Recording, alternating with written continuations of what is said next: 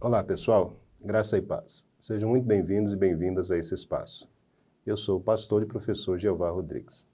No nosso último encontro, tentei responder a uma pergunta inquietante para muitas pessoas, que foi: será que alguém nasce ateu? Para responder a essa pergunta, fiz algumas considerações importantes sobre a existência de Deus, conforme o testemunho das Escrituras, e a conclusão a que chegamos foi a seguinte: ninguém nasce ateu. O ateísmo é uma opção de vida, é uma escolha. Se o ateísmo é uma opção ou escolha, o que leva uma pessoa a escolher não acreditar em Deus? É sobre isso que vamos conversar hoje. Se você ainda não assistiu ao vídeo anterior, será que alguém nasce ateu? Meu conselho é dar uma pausa agora mesmo e assisti-lo antes de continuar aqui. As reflexões nele apresentadas são fundamentais para você compreender com maior clareza aquilo que vamos discutir adiante.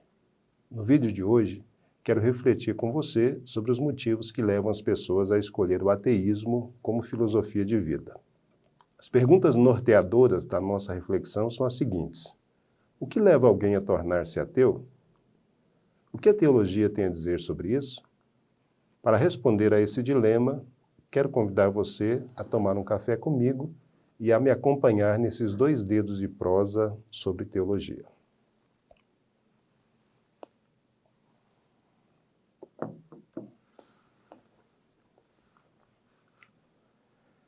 Se os conteúdos que você já acessou têm abençoado a sua vida, inscreva-se agora mesmo nesse canal e compartilhe esse link com seus amigos. Deixe o seu like e registre os seus comentários. Terei o maior prazer em interagir com você. Ative o sininho para ser informado de novas publicações.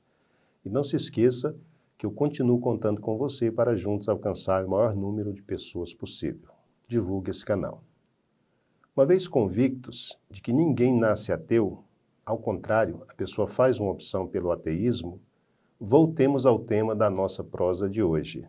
O que leva alguém a se tornar ateu? No senso comum, em meio a algumas comunidades cristãs, é possível obter algumas respostas. Alguém se torna ateu porque é duro de coração, porque é insensível à voz de Deus, porque é incrédulo, porque é escarnecedor ou zombador, e alguns vão mais longe ainda, porque está endemoniado ou porque foi destinado para a perdição. É inegável o fato de que um ateu apresenta pelo menos algumas dessas características: coração endurecido, insensível à voz de Deus, uma postura de incredulidade, de escárnio, de zombaria, etc. Mas é necessário perguntar: ele tornou-se ateu porque apresenta essas características ou vice-versa? Ele apresenta essas características porque tornou-se ateu? Como você pode notar, esse dilema não é tão fácil de resolver como parece. Por causa desse tipo de avaliação superficial e reducionista, a atitude de muitos cristãos para com os ateus é depreciativa e insultuosa. Será que Jesus agiria assim? No final desse vídeo, respondo a essa pergunta. Voltando ao tema, se o ser humano não nasce ateu, é de se esperar que este se incline naturalmente para questões de ordem religiosa, não é mesmo? Então, por que esse fenômeno não é observado naqueles que se declaram ateus? Na criação, quando algo deixa de cumprir o seu desígnio, ou seja, o propósito para o qual foi criado, isso é o resultado de algum tipo de acidente de percurso. Um acidente pode ser definido como um acontecimento casual, fortuito, inesperado, um acontecimento desagradável ou infeliz que envolve dano, perda, sofrimento ou morte. Se a religiosidade é inata ao ser humano, e mesmo assim algumas pessoas tentam negá-la o tempo todo, como ocorre no caso do ateísmo, isso decorre de algum tipo de acidente de percurso que a pessoa sofreu no decorrer da sua vida. Em perspectiva teológica, costumamos dizer que dentre os vários acidentes que podem levar alguém a tornar-se um ateu, pelo menos 4 deles merecem destaque: o acidente moral, o acidente espiritual, o acidente físico e o acidente psicológico. Comecemos pelo acidente moral. O termo moral refere-se ao conjunto de regras, leis, preceitos e costumes reconhecidos como normativos por uma comunidade. Quando preceitos desse conjunto normativo é quebrado por um membro da comunidade, essa atitude pode levar outro membro a se decepcionar com a mesma e a abandoná-la. No contexto religioso, ocorre o mesmo. No caso do cristianismo, que é a religião dominante no Ocidente, as comunidades cristãs têm um cânon, um texto sagrado normativo, a Bíblia, que elas professam crer e se comprometem a obedecer. Sempre que a comunidade cristã, ou um de seus membros individualmente, assume uma postura contrária àquela claramente apresentada nas Escrituras, sempre que a ortodoxia, o ensino correto, deixa de ser acompanhada pela ortopraxia, a prática correta, abre-se uma brecha e muitas pessoas ficam expostas a esse acidente moral, ficam decepcionadas. Há um ditado popular que resume bem o que eu quero dizer. Você conhece bem esse ditado. Faz o que eu falo, mas não faz o que eu faço. Essa atitude equivocada no meio cristão tem levado muitas pessoas a abandonar a fé em Deus ou a negar qualquer possibilidade de fé em Deus. A Bíblia condena essa postura como pecado de hipocrisia e afirma que haverá severo juízo para aqueles que assim procederem. Se você quer perceber isso com maior clareza, basta fazer a leitura de Mateus capítulo 23, a partir dos versos 1 a seguir, onde Jesus fala com os doutores da lei, com os escribas e os fariseus, onde Jesus condena essa postura hipócrita que escribas e fariseus assumem e, ao mesmo tempo, mostra a severidade do juízo que haverá de cair sobre eles a partir de uma série de ais. Então, faça a leitura de Mateus 23 e você vai perceber com clareza como será severo o juízo para aqueles que procedem dessa forma, para aqueles que assumem essa postura de hipocrisia. Em suma, um discurso religioso que não é aplicado à vida diária pode levar alguém de dentro ou de fora da comunidade cristã a decepcionar-se e tornar-se ateu. O acidente espiritual, em tese, segue a mesma linha de raciocínio do acidente moral. O acidente espiritual, ou a decepção, ocorre quando a pessoa que crê percebe que sua boa-fé está sendo explorada. Isso ocorre quando a comunidade cristã, ou um de seus membros individualmente, adere à prática da simonia, ou seja, a comercialização do sagrado. Essa expressão simonia, ela surge no campo teológico a partir de uma leitura que se faz de Atos capítulo 6, particularmente o versículo 9 e depois os versos de 18 a 23, onde uma pessoa chamada Simão, ela oferece dinheiro aos apóstolos com a finalidade de adquirir poder para realizar coisas extraordinárias. Então, a tentativa de comercializar com o sagrado, que é conhecida no meio teológico como simonia, ela é inspirada em Atos capítulo 6, a partir dos versos 9 a seguir. Quando charlatões e charlatãs se levantam em nome de Deus e prometem cura, libertação, prosperidade e sucesso a qualquer custo, desde que você esteja disposto a fazer um sacrifício, a dar uma oferta simbólica de, em alguns casos, o céu é o limite. Aí nós encontramos a prática da simonia.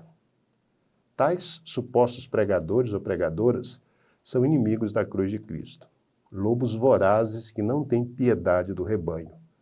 Em Atos capítulo 20, nos versos 29 e 30, Paulo falando com a comunidade de Éfeso, ele faz menção a pessoas que haveriam de surgir no meio daquela comunidade, dizendo que assim que ele deixasse a liderança daquele local, no meio deles se levantariam pessoas com esse perfil, lobos vorazes, que não teriam piedade do rebanho.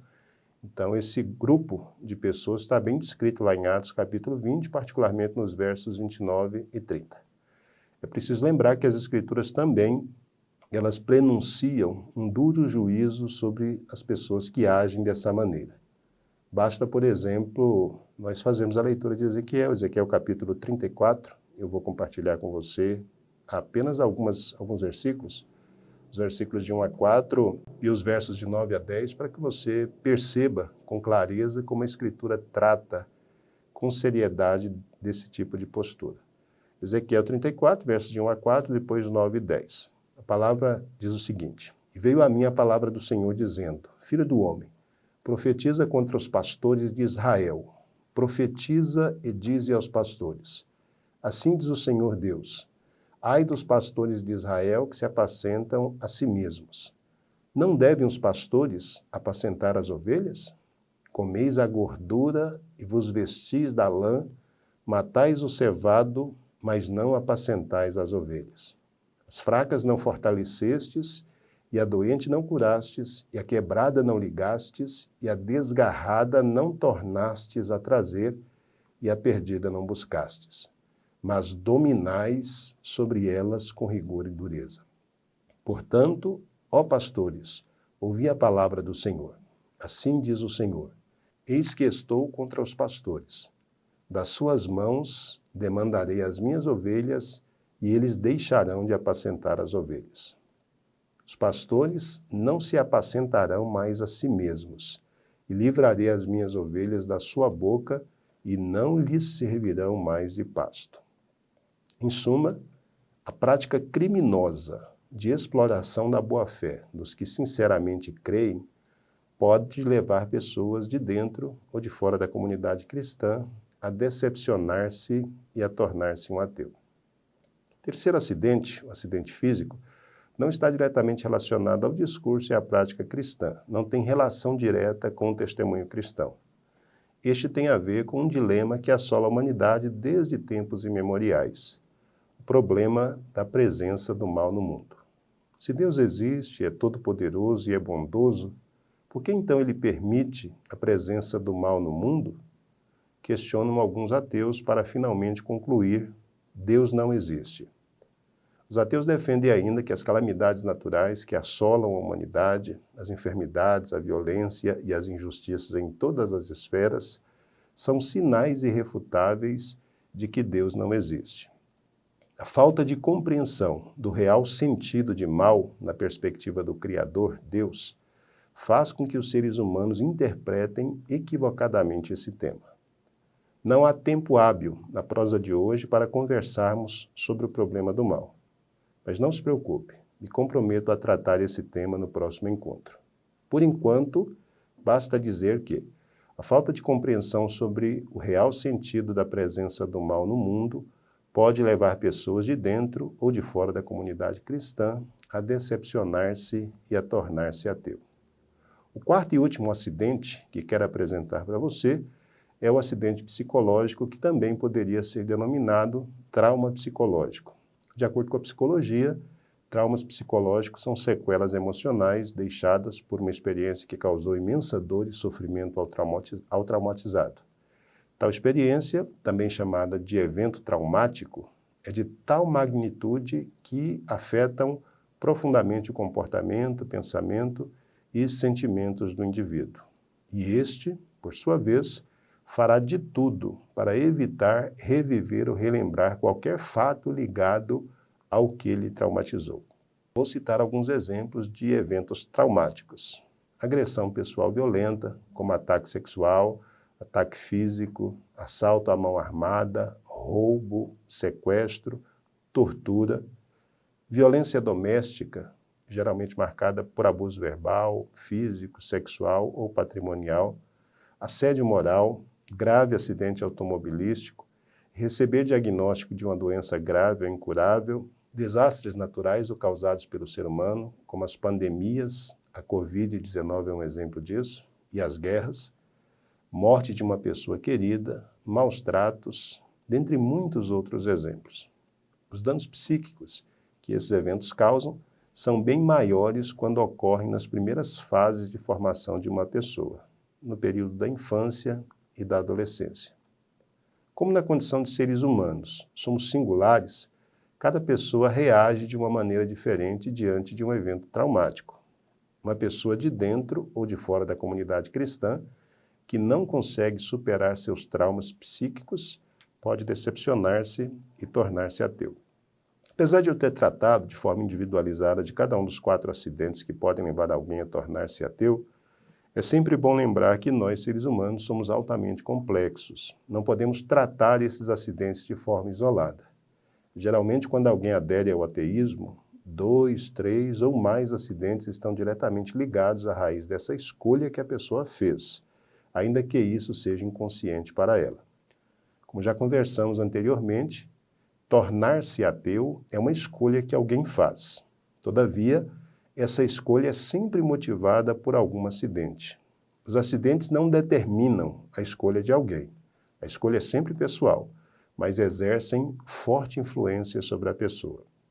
É lamentável o fato de que nós cristãos muitas vezes somos diretamente responsáveis por induzir pessoas a se distanciarem de Deus e muitas vezes a negá-lo.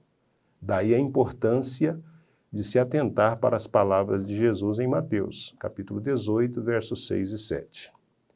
Jesus diz o seguinte: qualquer que escandalizar um destes pequeninos que creem em mim, melhor lhe fora que se lhes pendurasse ao pescoço uma mó de azenha e se submergisse na profundeza do mar. Ai do mundo por causa dos escândalos, porque é mister que venham escândalos, mas ai daquele homem por quem o escândalo vem. Daí o cuidado que nós cristãos precisamos ter com o nosso testemunho. Nossa ortodoxia precisa necessariamente ser refletida na nossa ortopraxia. Precisamos viver uma vida cristã autêntica. Ouça outra vez as palavras de Jesus em Mateus capítulo 5, versos 13 a 16. Vós sois o sal da terra.